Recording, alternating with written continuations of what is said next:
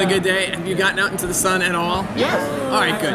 That's important. A little bit. So this is like your third or fourth show adapting these big DC characters for television. What have you learned from the process of doing that over and over again?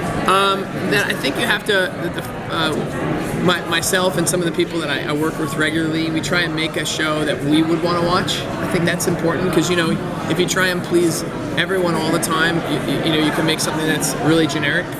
And so we try not to be afraid of the thing being what it is. And so if it has whatever elements that we loved about the comic book are the things we try and reproduce on the screen.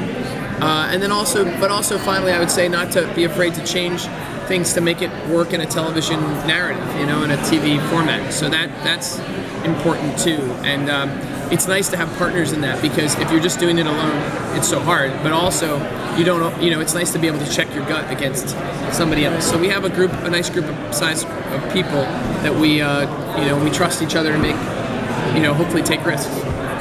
Why is Supergirl then the perfect property to bring to television next? Having done Flash and Legends, why is it next?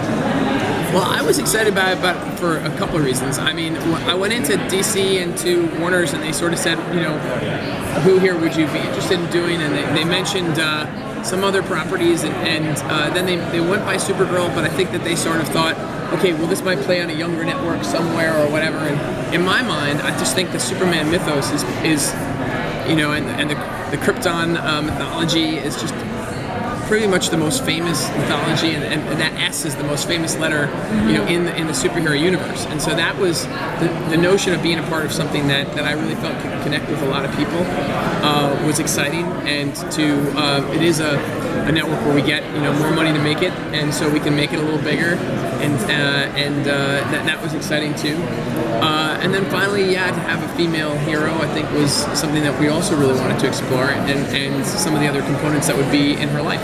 And, you know, when I was a kid, the Donner films sort of set the standard, not just for me, not just for superhero movies, but for movies. Like, it just was epic and warm and fun and exciting, and so we wanted to do something that was more, that had that DNA, you know?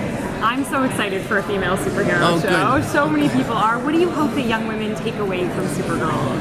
I hope that young women and young men, you know, see her as just as powerful as the male heroes. You know, so many times we're breaking stories or we're pitching stories, you know, and people say, well, you know, would she do that? You know, is that really? And you say, well, if it was a guy and we were pitching this, nobody would even ask some of those questions, you know. And so it's interesting how we all are just still asking some of those things, and it'd be nice to just sort of move on to whatever the next phase of all that is, you know. Yeah. This is the first time that we've seen Kara be older than like 17 or 18. Right. So what was kind of the choice? What was the decision-making process of aging her up a little bit versus, you know, kind of keeping her more? I mean, truthfully, that probably came mostly out of you know, wanting her to be in that kind of crossroads between a youth and a young adult and an adult.